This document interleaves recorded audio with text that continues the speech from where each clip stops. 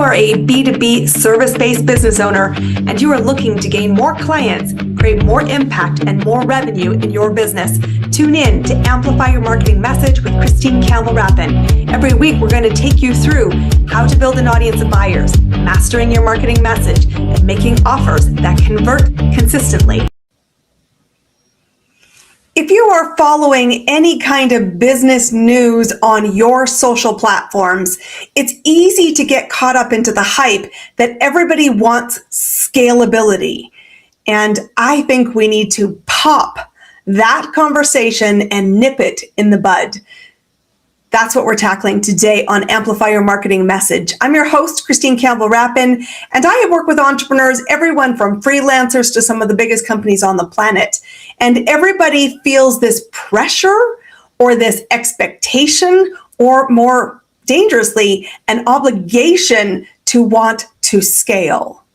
And yet, what I've observed is that no two business owners actually define scaling the same. And so while you hear about this word and it feels like this is the holy mecca of business, it's not in fact the case. So why don't we take an all giant deep breath and say, first off, let's talk what scaling is, and then really what do most people want?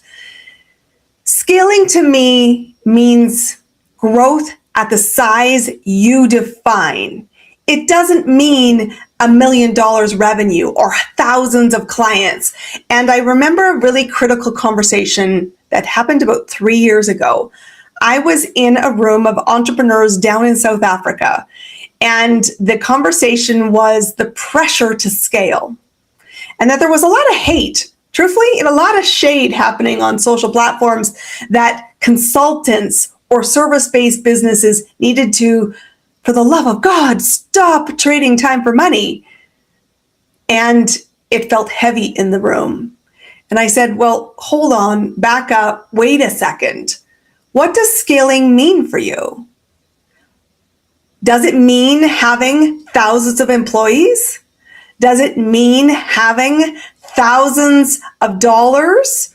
Does it mean having that level of responsibility? And the first person in the room said, I can imagine nothing worse than having to manage other people. It's one of the reasons I quit corporate. I just wanted to be responsible for myself. And yet she still wanted to scale. And somebody else said, I'm building a global empire. I do want team. I do want that responsibility. I do want millions of dollars in my vision. I said, cool. Awesome. Both of you can have what you want. Stop being defined by the word scaling, thinking it's one size fits all, because that's honestly one of the reasons why I think we feel unnecessary pressure. So I give you full permission right now to define scaling in your own terms. What does that growth metric look for you? And that shade that people were saying was stop trading time for money, like it was the worst thing that you could possibly do in your business, I think was so absurd. I actually had this conversation just last week with somebody who's like, I'm stuck feeling underpaid, undervalued, and I'm trading time for money. And I said, okay, well, feeling undervalued and overworked are not the same at all. I actually think you can love trading time for money when you're highly valued and you're highly compensated. So it's not a conversation around trading time for money, because seriously, I was happy and have been and will be happy always trading time for money if I'm writing my own paycheck, if I'm choosing my own clients. I have zero shade for myself that I'm actively choosing to do that. I love it because it's what scaling means to most. Growth by my own definition. So let's stop the comparison that is costing you momentum, making you feel crap about what you want, because most business owners don't have the same vision. I know my clients, we talk about $1 million authority in our waterfall event. We talk about momentum to millions as one of our programs. I don't have an expectation that my clients all want the same time frame to $1 million. But I would tell you, over the lifetime, you will be a millionaire. Some of it will happen for some people in a single 12-month calendar. Some it will happen in a 3-month calendar. And some it will take 20 to 40 years to compound. All are equal. Zero judgment here. What I think is most important is the mental game of I'm choosing my own path. When I survey my clients, what do they want? They want life by their own design. And when they talk about scaling, what I actually hear isn't it is a set bar, but it's my bar as I define it. And when I say to people, what do you want? There's often this deer in the headlights reaction because they don't actually think about what they want. Most want better life. And that's why I think one of my key tenements to how I live my business, how I mentor my clients, is I want you to be building a life that feels like oxygen. So that means scaling to a definition you set. And what I think is really equally important when we have that conversation is get clear on what you want. It will never be effortless to get that. You will always be making trades, judgments, and decisions and evaluating yourself of, do the things I execute or fail to execute support the vision of what I want? That's where the rubber hits the road. That's where most of this crumbles down. But one of the exercises I invite every core client that buys into either our Momentum to Millions program or the Business Scale Accelerator, which is our private mentorship program for an elite group of people, I ask them to spend time in a document that's called Visualize Your Future. I want you to be clear, what do you want? I want you to be clear on what's your definition of success. What does scaling mean to you? Because if the life that we create through the business momentum does not feel like oxygen, does not satisfy your version, definition, and criteria, my friends, we have gone totally off course. And we need a course correction. And so I'd rather set out with a roadmap and set the driving pathway to get there so that you're happy. You're living the life you wanted. And for most people, it's simpler than complex. You've heard me say it a million times. Business growth is elegantly simple. Don't buy into unnecessary complexity. For many, it's, I want to have life. And for some, that's dream vacations. For some, it is being able to not work Tuesdays because Tuesdays has some other priority in their life.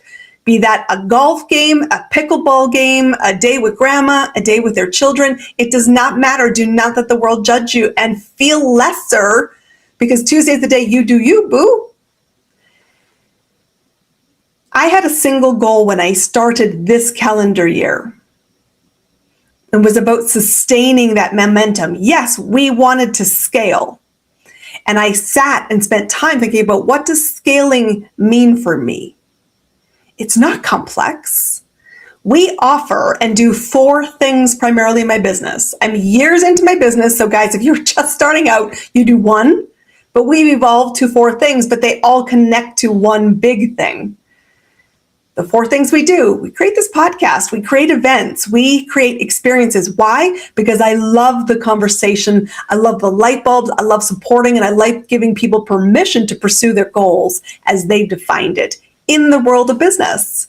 We have group programs, and those 2 group programs have different levels of time that I spend on them. We have a 30-day program, which is for the most part self-directed.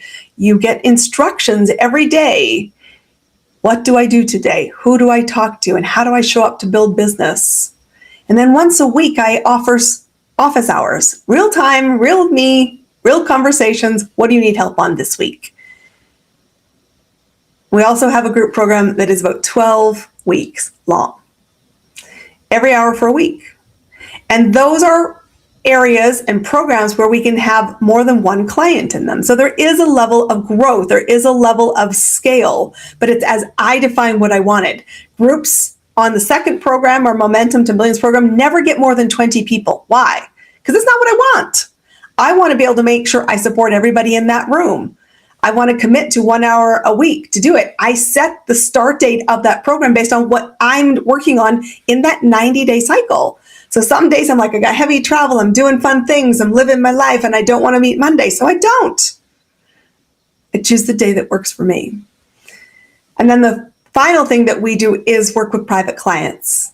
And I get to choose how many I do and how many I work with. And I love my private clients. It's the piece of my business that everybody from the outside says is crazy because they say, Christine, you're trading time for money. And I'm like, I write that check. I love doing it because it's the piece that is super creative. It is dynamic. It's fast moving. And I'm watching people build in real time for the long time. Private clients come work to us for a minimum of a year.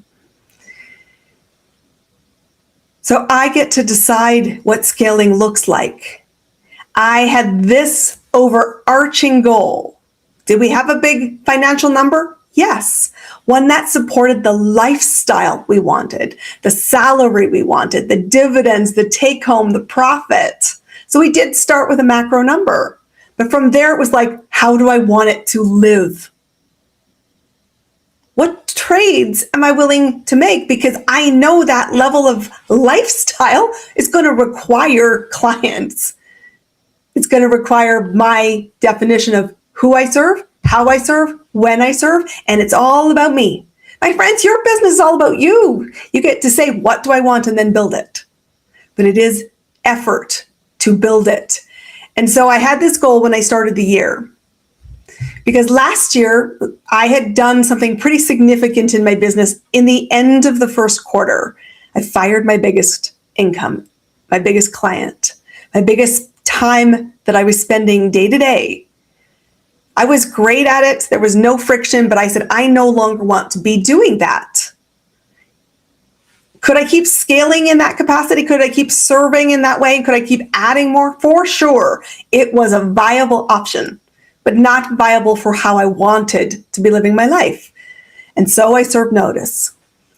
And as a result of that, I had a period where, of course, I had this gap in revenue, gap in income, and it was wobbly. And everyone said, you'll get through the wobble. And I knew I would, and I did. But what's important is I said, then I knew I had to work harder, more focused, with more momentum in order to smooth it out. So I did. I made that commitment, and it all came to be exactly what I needed it to be. But when I got to that scaling question, I thought, do I want more? Do I want to sustain that high energy? Do I want to sustain that level of grind? And I mean grind in a very positive way. You have to go for effort, input, outcomes. Guys, this is simple, not effortless. And so I said, no, I want to restructure the business to a degree. Did I change my spots? Did I blow it up? Did I stand on a grenade? No, I did not. There was a lot of great momentum. There was a lot of great things. I was doing business as I saw success. But I thought, I do want to blend a few things. I want to shift the percentage of how much time I spent on activity 1, which was events, activity 2, which was groups, and activity 3, which was private clients. I shifted the complement because my success measures and my desires and my aspirations and my wants were shifting. Success by my own design. So when I made that shift, I thought I was crazy a lot of the moments, but I stayed the course and said, that's the trade that's needed. And I didn't guess with what the trade was needed. I'd hired a mentor to say, what's the trade that's needed? If I want to shift the mix of who I serve and how I serve, how do I get there? And it was no to certain things and go work to build the things that you want to replace it with. So when the start of the year rolled around, I said, I have one goal. I want to say more often, and I say it a lot, that I love my life, that I love the clients I'm serving. I love that I'm absolutely happy in trading time for money because I'm well paid with people I want to play with. I want to say in small moments and big ones, I'm tickled pink with the choices that got me here. It means effort is still here, grind is still here, and so is far more play. Because that's what I personally wanted. And guess what? Life is so fun. And why I do what I do is because I want it to be more fun for you. So when we get, I said, in our social feeds or in our business communities, this unnecessary pressure around what does scaling mean, I want you to first off revisit this episode. I want you to save it and share it to somebody else who you know is feeling pressure to scale to something they don't want. Start with, what do I want? And then give yourself permission to create it. Spend time slowing down to visualize your future. Get clear. What does it feel like? Who are you surrounded with? What are the non-negotiables? What will be required to move from here to there? And start moving. And check in with yourself about, are you living scaling to your standard? And I want you to get also permission on the table that it could change. Because there are seasons when scaling means different things. That is why when we work with clients, particularly our private clients, we work with them for a longer period of time, because the first flurry of adjustment is super fun. But then we have to sit with, well, I thought it would be X, and now it's the lived experience of X. And I say, is it what you want? There's a period of an adjustment. And there's times when we're like, it's amazing. And there's times when it's like, I don't know if I'm fully there yet. And we have to, again, shift the compliment. So I serve as a mentor the way my mentor served me, which is, here's what's needed to make that adjustment. And here's the accountability to make that adjustment. I saw something with Daniel Priestley in his feed, and it kind of sparked this conversation today. And it was, most of us don't want multi-million-dollar enterprises. Small business is actually a very large catchment by definition in the government. Some people, the small business is, I make $10,000 or $20,000. They're hobby businesses. Other people's small businesses think that 6-figure is a huge milestone. Well, guys, 6 figures is still a really high threshold for small business. We get to 6 figures, then we get to $1 million. Well, only 2% of businesses get to the $1 million mark. It thins out because what most people want isn't the same definition. And so this episode's your permission to define it by yourself, for yourself, and to not let the judgment dissuade you. The noise you hear about scaling, the noise you hear about the expectation, I want you to shift the lens. Specifically this. Don't focus on scaling for the sake of scaling, because it'll never have an end date. It never has a destination. That yardstick is constantly evolving. What I think is more important is to think about this truth for you. No matter the size of my business and my goal of what I want, the lifestyle, the income, the people, the opportunities, one, I define it for myself. And two, please pay attention. This is super important. I want it to be stable. I want it to have an enduringness. And I want to have predictability around it. Because that's really what we lacked. It's one of the biggest drivers for people to jump into entrepreneurship.